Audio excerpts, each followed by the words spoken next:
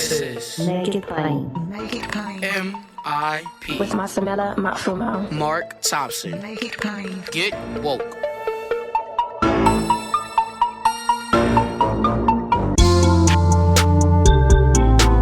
God bless you. Get woke. Folks, MIP is now COVID-free, meaning free to all subscribers as we navigate this pandemic. We're thinking about everyone, and we've got to get through this together. So for a limited time, no fee to subscribe to Make It Plain on your favorite podcast app.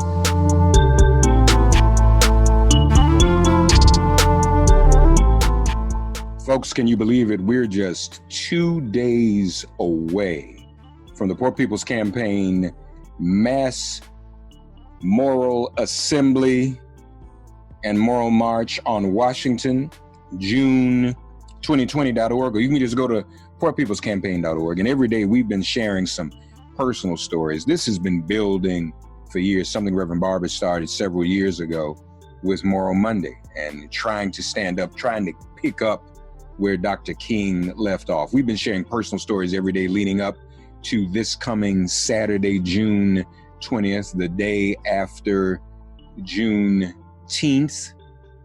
Here's another personal story. Francine is from Chula, Mississippi. Good evening. Good evening. To God be the glory for all he has done. Protocol already been established. I say good evening to all of you, my brother and my sisters. Isaiah 55:1 says, cry aloud and spare not. Means I'm not going to hold back what I'm about to say to you right now. Lift up your voice like a trumpet, it says. It says, tell my people of their transgressions, how they've sinned against God, all right? So how have we sinned against God? I'll tell you. Matthew 25:40 says, and the king will say, I tell you the truth. Time for some truth telling in here, okay? So what's this truth? Says that what you do to the least of these, my brothers and my sisters, you've done unto me. That's what the scripture says. How many Bible readers we got up in here? That's what the scripture says. That what you do to the least of these, you've done unto me. So what have we done to the least of these? Did y'all walk around Chula today? Did you look at some of the least of these? To whom much is given, much is required. Didn't say to whom least is given, let them do more. That's not what it says. So we have some among us who've gone without so much for so long. And we say, do what you can do, baby. Make it work. Do what you can do. Inside of Chula right now, for several months now, we've been crying out because the floods got heavy upon us. Folks had to move out of their houses. And just when they start to put it back together again, guess what happened? The rains came again. Okay, so even those who managed to get back in again, there's the mold, there's the mildew, there are the snakes, there's the gators coming up, Dr. Carthan. Am I right about it? You know what they said? They said only 2 houses were affected. That's the official report. You can walk down that street right now with your own 2 eyes and see more than 2 houses that were affected. How about if we tell some truth up in here? It's truth-telling time. That which you do to the least of these, you do it unto me. Let's talk about our education system just for a second. For more than a decade now here in Holmes County, we've been underperforming educationally. Bessie DeVos, y'all know who that is, right? She came and visited the little poor children here, okay, in Mississippi. Came right over there to the high school, didn't she? And sat down in the library and talked to the little poor children. Didn't leave us any resources, didn't make any recommendations, ain't sent a penny back, not one day, not one time. Didn't even give y'all a thank you card for giving her the food at the table, did she? Nothing has changed since then. Don't look for other people to do it for you. We're gonna have to do it for ourselves. But yeah, those are our dollars. They're public dollars, right? We got public schools. Do you understand what I'm saying? They say segregation is not still happening, but there are no white children in our black schools. They go to the private school, okay? So no, things have not changed a whole lot. Matter of fact, even in our cemeteries, you know we're not buried in the same cemetery, right? We got a black cemetery and we got the white folks cemetery. It is what it is. How about if we tell some truth up in here? Okay, so it is what it is. We're not just trying to make this about a black-white issue because we know poor black people and white people are poor too. However, It's time out to just fight poor people. How about if we fight poor? How about if we fight poverty? How about if we come together and fight poverty? Can we do that? Because the truth is, it is wrong to fight poor people. It is wrong to incarcerate people and keep them locked up just because they don't have bail money. Do you know some folks are in jail for over 2 years because they don't have bail money? That is wrong. We can do better than this, and we must do better than this. I'm going to go to my seat now, but I'm going to remind you of another thing. When he says, I ain't going to let nobody turn me around. I'm not going to let nobody turn me around. I'm going to do this with everything in me, with every breath that's in me, and I hope that you'll come along and join me. That was Francine from Chula, Mississippi. Folks, it's not too late to register for this coming Saturday, June 2020.org, the Mass Poor People's Assembly and Moral March on Washington.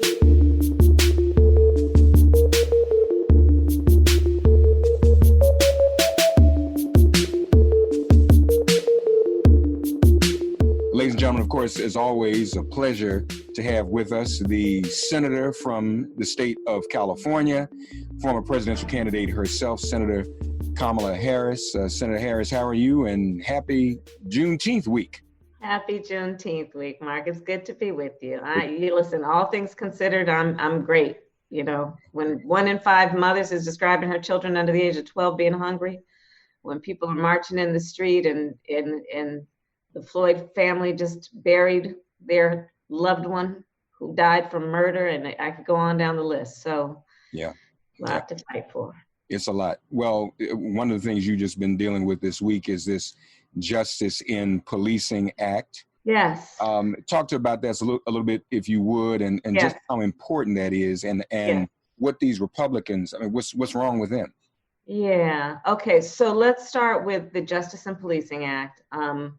It is the product of work between me and our dear friend, Senator Cory Cooker, together with other members of the Congressional Black Caucus, in fact, the entire Congressional Black Caucus.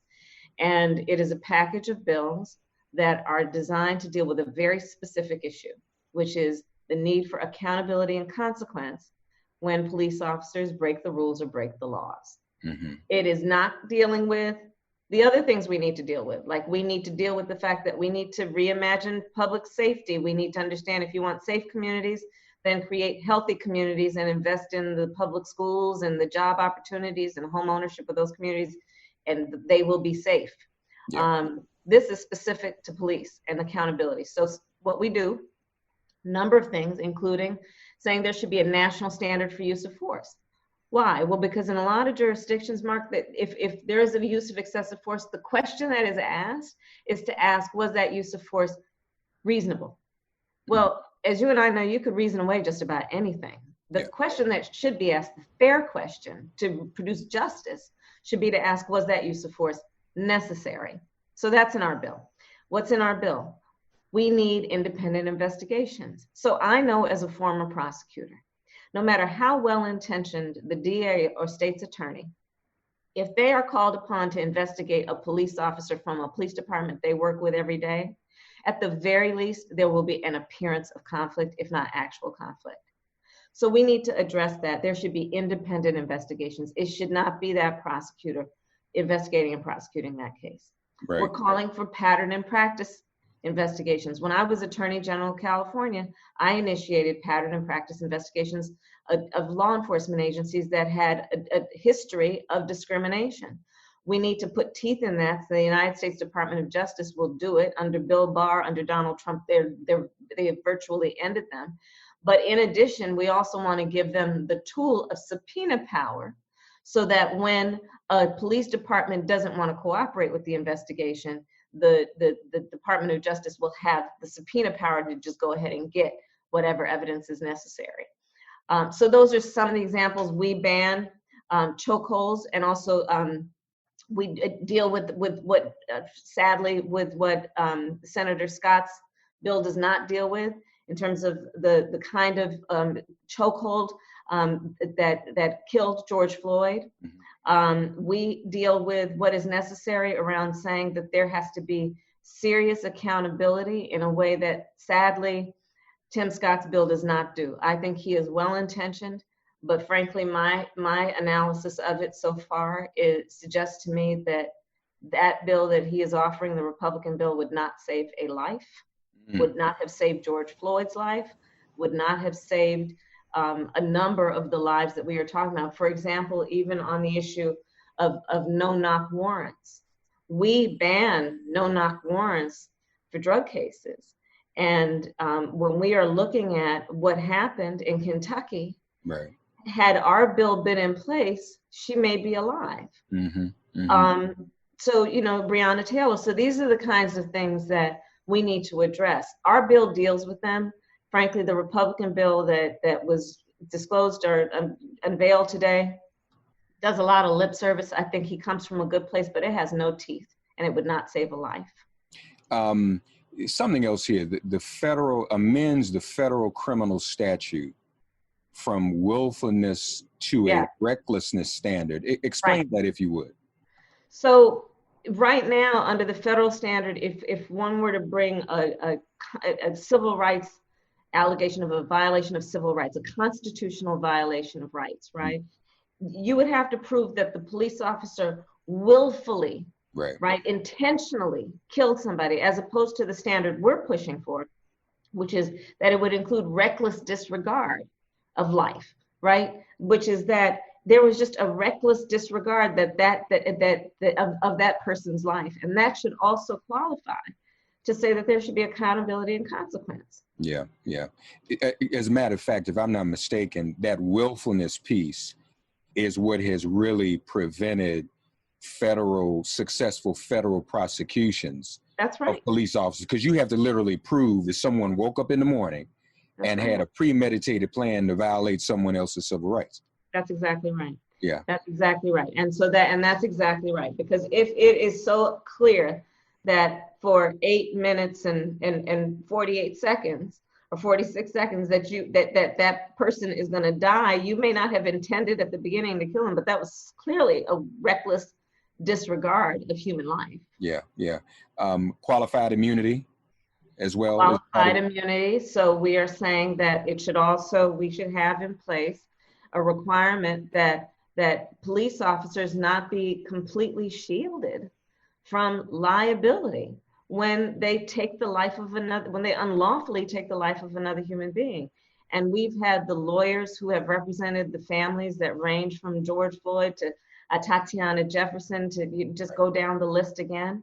And they have talked about the fact that with qualified immunity, basically police officers are given a carte blanche. They're given a free pass almost when these cases occur, so that there cannot be justice in terms of a lawsuit with damages and a recognition of the loss of that life and the value of that life. And that really is what we're talking about, which is that so much of this is about understanding and having a system in place that recognizes the value of Black life. Yeah.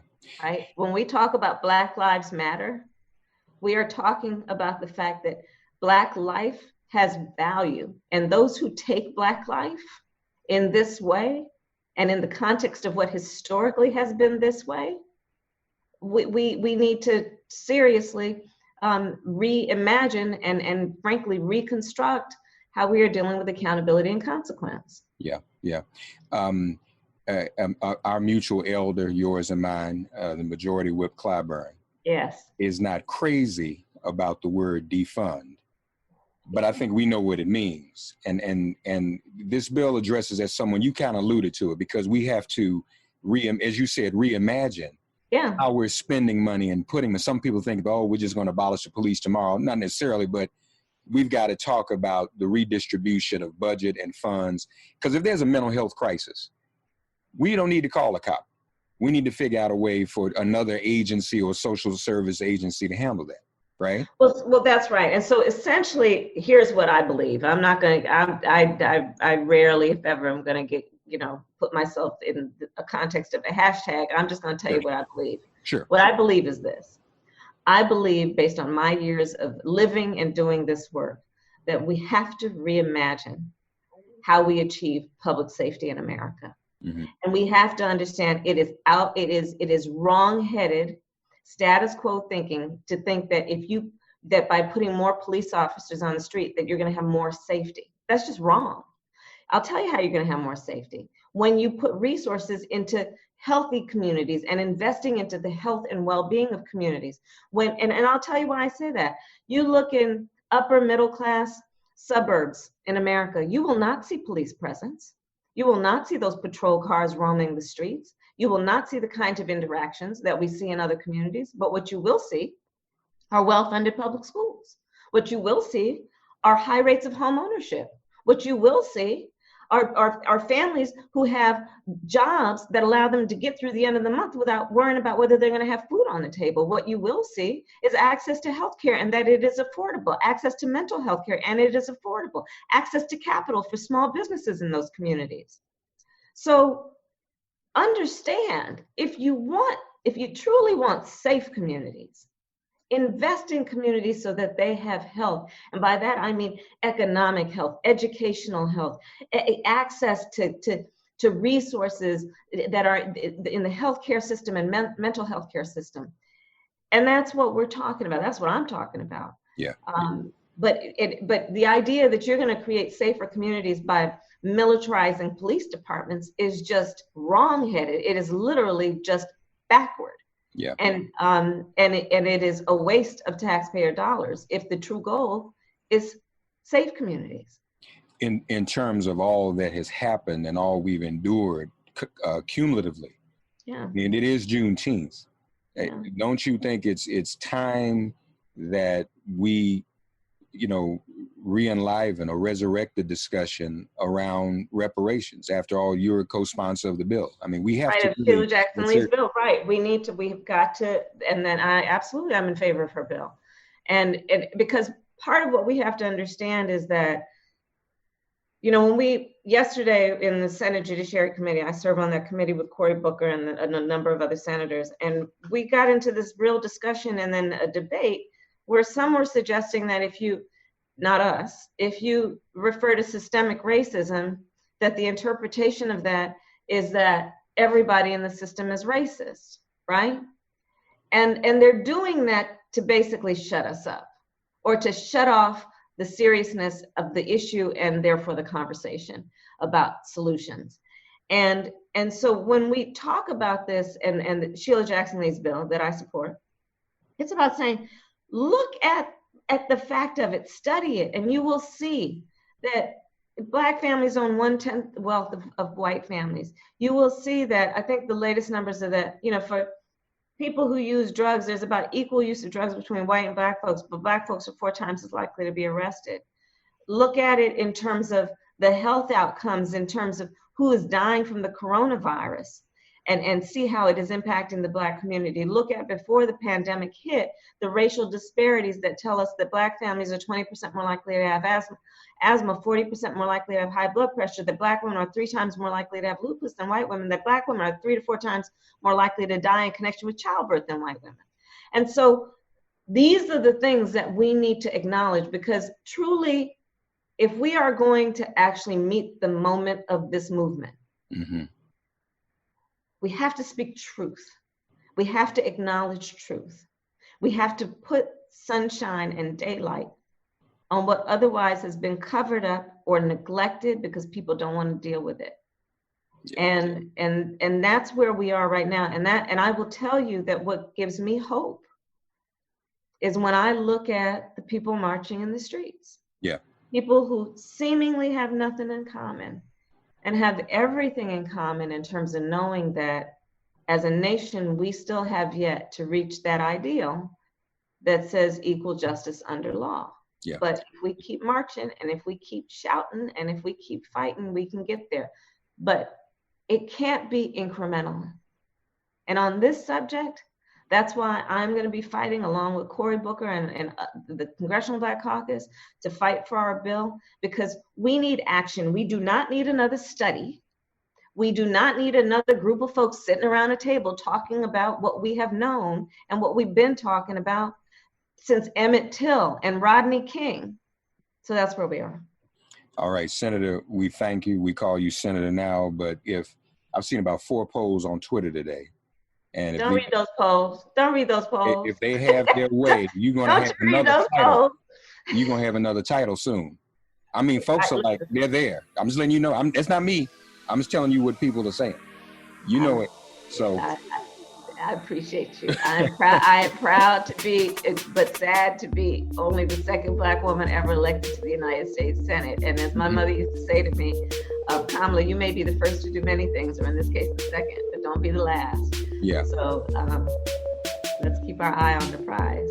Thank you, Senator Harris. Happy Juneteenth. To you too, my dear. I'll talk to you later. Thank you. God, you are our refuge. Send our ancestors to guard our doors. Cast out this virus from our communities and our bodies. Heal, bless, and protect everyone listening and their loved ones. Thank you for listening to Make It Plain and Get Woke. Remember to listen, like, and subscribe on Apple Podcasts, Spotify, and wherever you get your podcasts. If all minds are clear, it has been made plain.